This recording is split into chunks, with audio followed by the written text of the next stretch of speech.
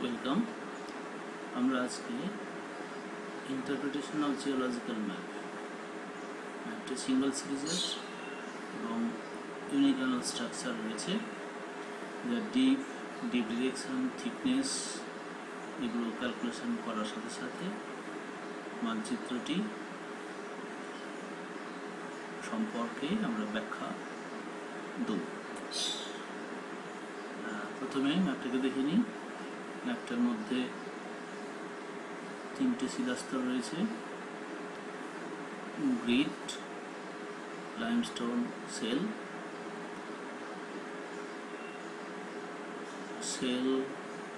Limestone, grit.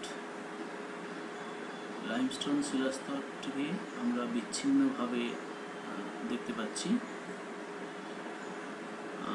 এই বিচ্ছিন্নভাবে থাকা শিলাস্তরকে আমরা ক্যাপরক বলি। যেহেতু কন্ট্রোলের এই ভি পয়েন্টগুলোকে জয়েন করলে যা রয়েছে সেকশন লাইন, এর ভিত্তিতে আমাদের সেকশনটা প্রোফাইলটা আঁকতে হবে, জিওলজিক্যাল সেকশনটা আঁকতে হবে। দেখে নিই। বেডিং লাইন আমাদের সকলের জানা, সলিড লাইনগুলো বেডিং লাইন, আর ড্যাশ লাইনগুলো যাতে মান লেখা রয়েছে সেটা হচ্ছে কন্ট্রোল লাইন।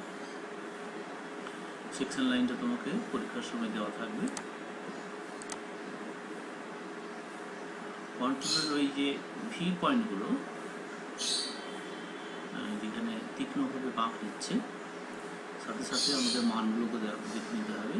500, 400 অর্থাৎ মানটা উঠে দিয়ে কমছে। যেদিকে মান কমছে দুইটা তার উল্টো দিকে থাকে। এই ভি পয়েন্টগুলোকে জয়েন করলে আমরা রিভার ভ্যালির অবস্থাটা পেতে পারি। তো ভি পয়েন্ট তার অপোজিটেই ডিরেকশান হবে। তো যে ভিগুলো একই দিকে রয়েছে অ্যালাইন্ড, সেই ভিগুলোকে জয়েন করতে হবে। আমরা দেখে নিই। এই একটা রিভার, এটা আরেকটা রিভার, এটা আরেকটা রিভার, এটা আরেকটা রিভার। মোট 4টে রিভার এখানে ফর্ম করেছে। এই লাইমস্টোন শিলাস্তরটি এই নদীগুলোর দ্বারা বিচ্ছিন্ন হয়ে গেছে, যে কারণে এই বিচ্ছিন্ন অংশটাকে আমরা বলছি gap rock. Gap rock actually এটা হার্ডার রক, ক্ষয় প্রতিরোধী শিলা, যেটা চারদিকে তুলনামূলকভাবে কোমল শিলা, কম ক্ষয় প্রতিরোধী শিলা দ্বারা পরিবেষ্টিত থাকে, এবং সেই কম ক্ষয় প্রতিরোধী শিলা মূলত নদী খাতের বিস্তৃতির দ্বারাই উন্মোচিত হয়ে থাকে। তো কোনো অংশে শিলার কাঠিন্যের অর্থাৎ ফাটল, দারণ ইত্যাদি যে সমস্ত ব্যবস্থাগুলো থাকে, সেই অংশে নদী খাত তৈরি হলেই নিচে শিলাস্তরটা দ্রুত উপনীত হয়ে যায় এবং সংকীর্ণ খাত তৈরি করেই নদীটি শিলাস্তরটাকে বিচ্ছিন্ন করে দেয়। তো লাইমস্টোন এখানে বিচ্ছিন্নভাবে রয়েছে, সেই কারণে এটা ক্যাপরক। অর্থাৎ এক্ষেত্রে লাইমস্টোনকে দু জায়গায় ভিন্নভাবে দেখতে পেলেও আমাদের কাছে এটা একটাই শিলাস্তর। সুতরাং এটা জিওলজিক্যালি রিপিট হয়নি, পুনরাবৃত্তি ঘটেনি শিলাস্তরের। আর যদি না ঘটে তখন আমরা ভূতাত্ত্বিক মানচিত্র যে শিলা গঠনকে উপস্থাপন করছে সেটাকে ইউনিক্যানাল স্ট্রাকচার বলতে পারি। এটা একটা ছবি আমরা দেখছি, যেটা যদিও একনত গঠন নয়, মনোভূমিক গঠন। স্যান্ডস্টোন আর সেল ক্যাপরক ফরমেশনের বিষয়টা বোঝার জন্য এই ছবিটাকে আমরা দেখতে পারি। যে নদীটা তৈরি হয়েছে, নদী খাতটা তৈরি হয়েছে, নদী খাতটা স্যান্ডস্টোনকে ক্ষয় করে নিয়ে নিচের দিকে বসে গিয়েছে, খাতটা প্রশস্ত হয়েছে, আর সেল শিলাস্তর উপর নিজেকে প্রতিষ্ঠিত করেছে। সেল শিলাস্তর যেহেতু দুর্বল ছিল, তাই নদী খাতটা সেখানে বেশি প্রশস্ত হয়েছে।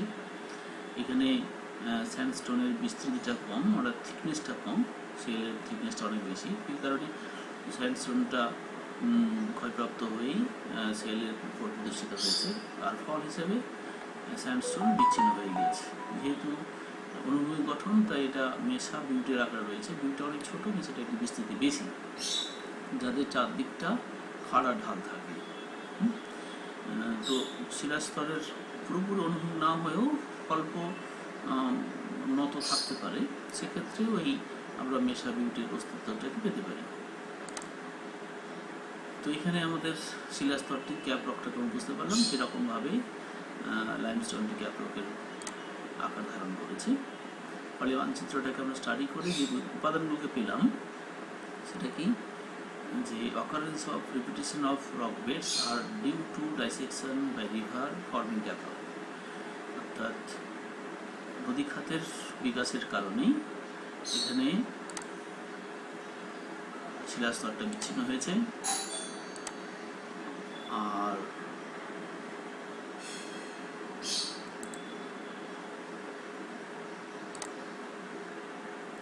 ক্যাপ রক তৈরি হয়েছে। বেডিং লাইনগুলোকে কন্ট্রোল লাইন অনেক জায়গাগুলোতে ছেদ করেছে। তা সেই ছেদ বিন্দুগুলো আমরা অনেক জায়গায় দেখতে পাচ্ছি এবং স্বাভাবিকভাবে একটা কন্ট্রোল একাধিকবার ছেদ করেছে, যাদের পয়েন্টগুলোকে চিহ্নিত করে আমরা স্ট্রাইক লাইন টানতে পারি। Primary secondary both strike line টানা যাবে, আর সেই কারণে এটাকে আমরা ইউনিলাইন স্ট্রাকচার বলতে পারবো। পরের ধাপে আসি, যেখানে যেখানে আমরা ছেদ করেছে এই পয়েন্টটা 600, এটাও 600, তুলনামূলক দূরে যে ছেদবিন্দুগুলো থাকে এখানে রয়েছে আবার আরও জায়গা আমরা দেখতে পাচ্ছি।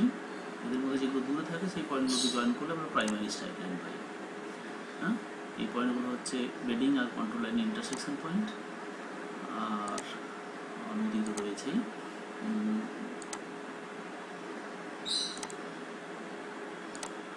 পয়েন্ট দুটোকে জয়েন করেই আমরা প্রথমে যেটা পাচ্ছি এটা প্রাইমারি স্ট্রাইক লাইন, যার মান হচ্ছে 600।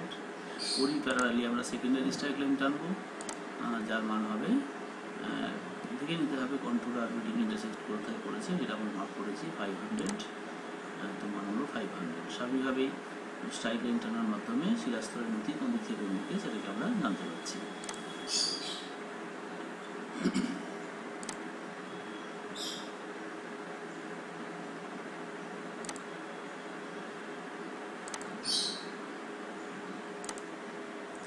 এবার সেকশন যেটা দেওয়া রয়েছে তার ভিত্তিতে আমাদের প্রোফাইল আনতে হবে।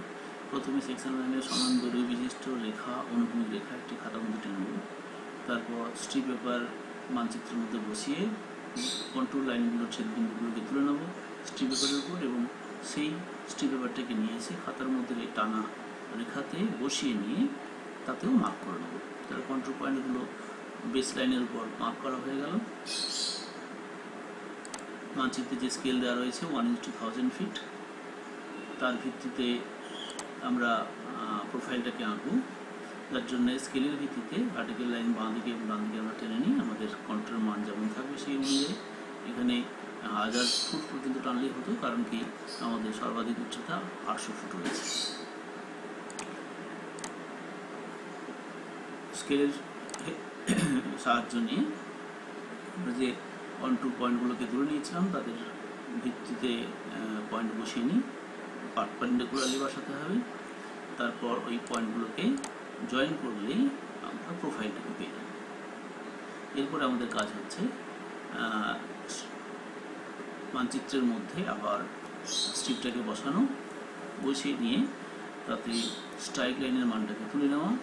যেখানে স্ট্রাইক লাইন মান দুটো ছেদ করেছে আমরা সেখানেই বেস লাইনের উপর রাখতে পারি, নতুবা যে কোনো জায়গায় রাখতে পারি। অর্থাৎ আমাদের দরকার দুটো স্ট্রাইক লাইনের মধ্যে গ্যাপ কতটা রয়েছে এবং তাদের মানগুলোর ডিফারেন্স কী রয়েছে। তো লেফট সাইডে 500, রাইট সাইডে 600, রাইট সাইডে 500, ফলে ডিপটা বাম দিক থেকে ডান দিকে, অর্থাৎ মানচিত্রের সেকশনের রেসপেক্টে আমরা পশ্চিম থেকে পূর্ব দিকে হচ্ছে। তো যেহেতু 600 থেকে 500 100 ফুট কম, স্কেল অনুযায়ী 1:1000 ফিট, স্কেল অনুযায়ী 0.1 ডাউন করে নিয়ে আমরা লাইন টানলে আপনার ডিপটা তৈরি হয়ে যাবে। পরের কাজটা হচ্ছে ওই ডিপের সাপেক্ষে বেডিং লাইনগুলোকে জয়েন করা। এখানে আমাদের খেয়াল রাখতে হবে যেহেতু ক্যাপ রক ফর্মেশন হয়েছে, সে কারণে যে দুটো ক্যাপ রক হয়েছে, যে শিলাস্তর ক্যাপ রক ফর্ম করছে তার ইন্টারসেকশন যেখানে যেখানে রয়েছে, এখানে 3টে ইন্টারসেকশন রয়েছে, তারা ওই বেডিং লাইনের দ্বারাই পরস্পর যুক্ত হবে, অর্থাৎ একটাই লাইন হবে, একটাই সীমারেখা হবে। 3টে পয়েন্ট আছে মানে 3টে লাইন হবে না।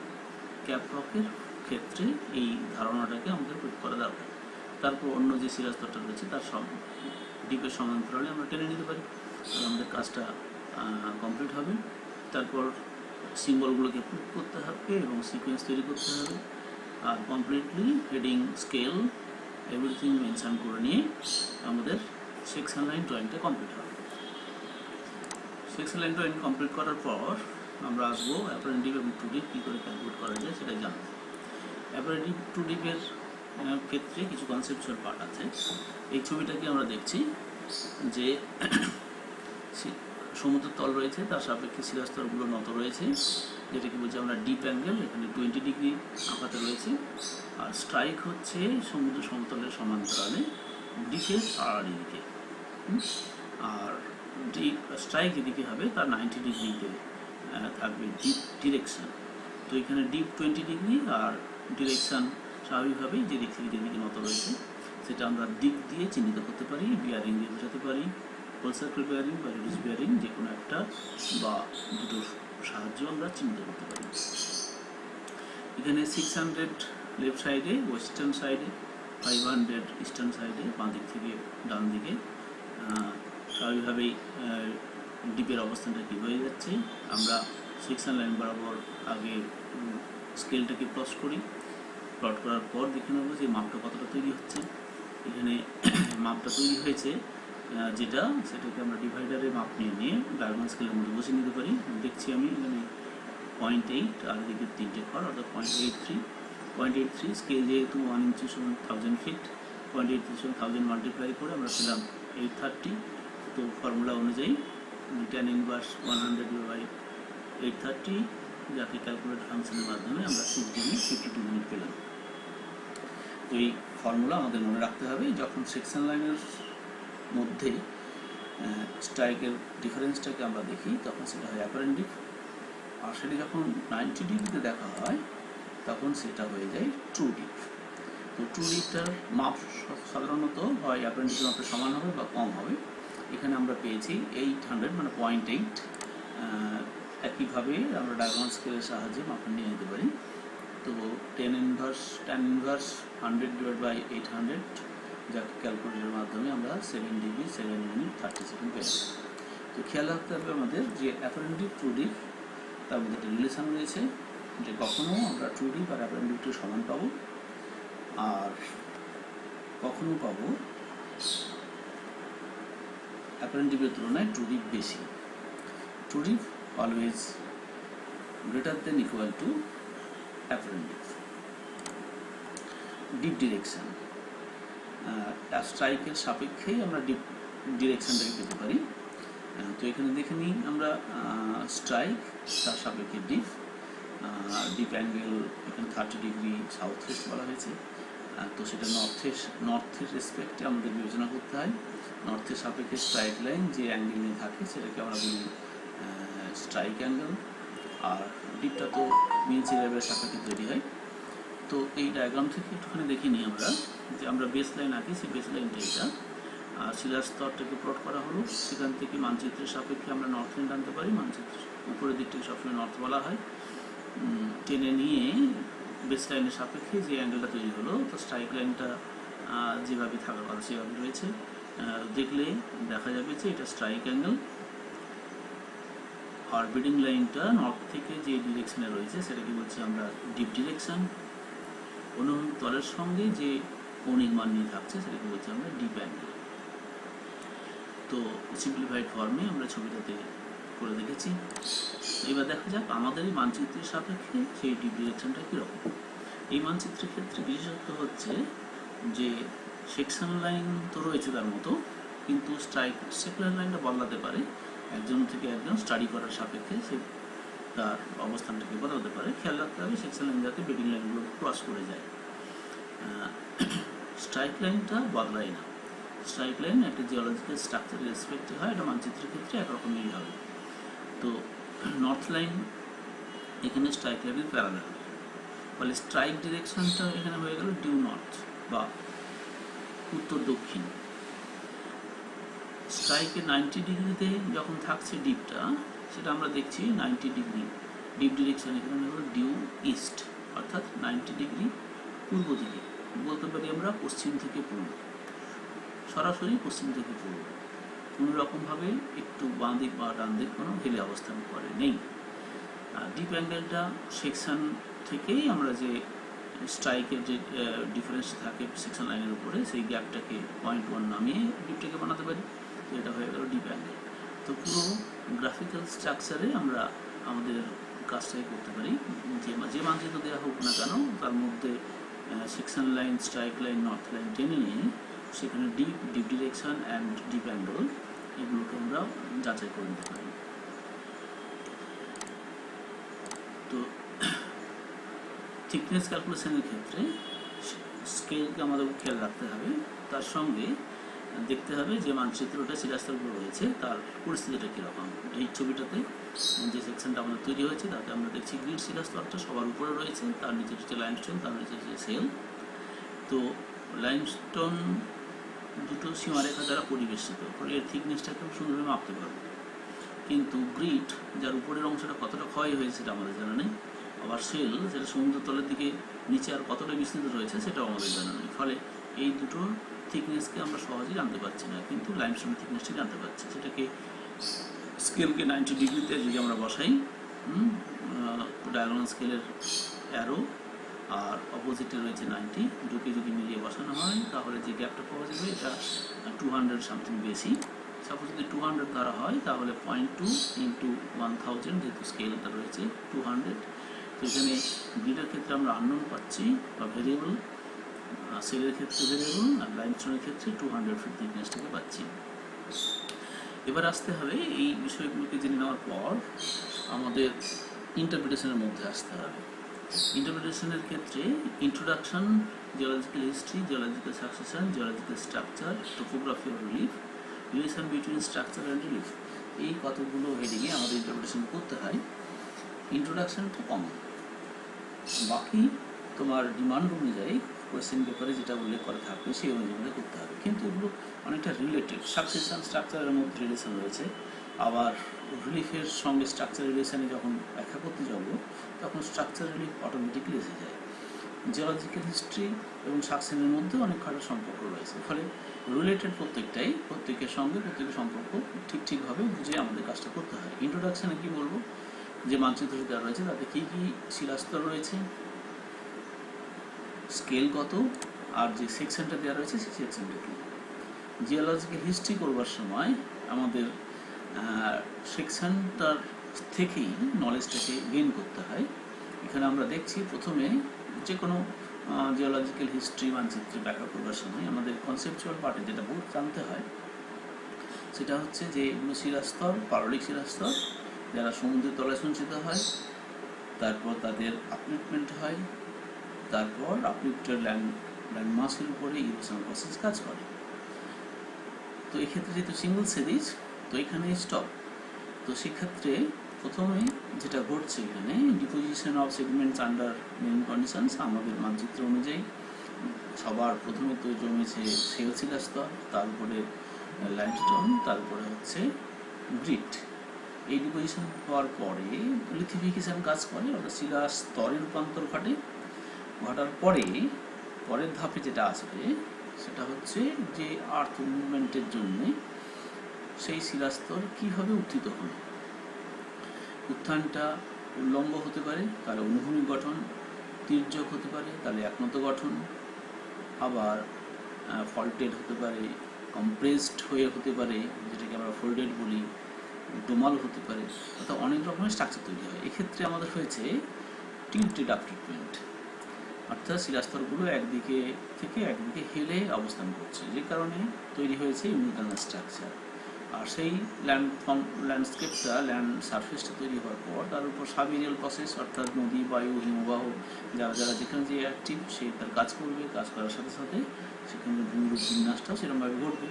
তো আমরা যে ম্যাপটাকে স্টাডি করেছি সেই ম্যাপের মধ্যে রিভারের অবস্থান পাচ্ছি, তাতে নদীতে কাজটাই বেশি। জিওলজিক্যাল সাকসেশনের ক্ষেত্রে সেকশনটা আঁকার সাথে সাথে আমরা জানতে পারি সাকসেশনটা recognized by younger rocks coming to outcrop in direction of deep। খুব সহজভাবে আমরা যদি যে সেকশনটাকে এঁকেছি তার ডিপটা যেদিকে রয়েছে সেই দিকেই যদি আমরা ক্রমশ এগিয়ে যাই তাহলে ইয়ঙ্গার রক বেডকে পাবো, আর যাকে ছেড়ে আসবো সেটা হবে ওল্ডার রক বেড। তো এই মানচিত্রের ক্ষেত্রে আমরা গ্রিডকে ইয়ঙ্গার হিসেবে পাচ্ছি আর সেলকে ওল্ডার পাচ্ছি, মাঝখানে রয়েছে লাইমস্টোন। তো এই জিওলজিক্যাল সেকশনটা আঁকার পরে সিকোয়েন্স অফ রক বেড বা সাকসেশনটাকে অটোমেটিকলি আমরা জেনে যাই। সাকসেশনটাকে আমরা এরকম ট্যাবুলার ফর্মেও লিখতে পারি, যে শিলাস্তর, গ্রিড, লাইমস্টোন, সেল, যেটা উপরে সেটা উপরে লিখতে হবে, সেটা নিচে। এজ অফ ডিপোজিশন এটা সিঙ্গল এজ গ্রুপ, অর্থাৎ কোনো এজের নাম থাকলে সেই নামটা মেনশন করতে পারি। থিকনেসটা প্রথমটা আননোন জেনে গেছি আমরা, সেকেন্ড লাইমস্টোনটা হচ্ছে 200 ফিট আর সেল আননোন। ইমারকে কোনটা ওল্ডার রক বেড কোনটা ইয়ঙ্গার রক বেড এটা একটু উল্লেখ করে দিতে হয় এবং অ্যারো দিতে হয়, অর্থাৎ এই অ্যারোর মাধ্যমে আমরা বোঝাচ্ছি কোন শিলাস্তরটা আগে ফর্ম করেছে কোনটা পরে ফর্ম করেছে।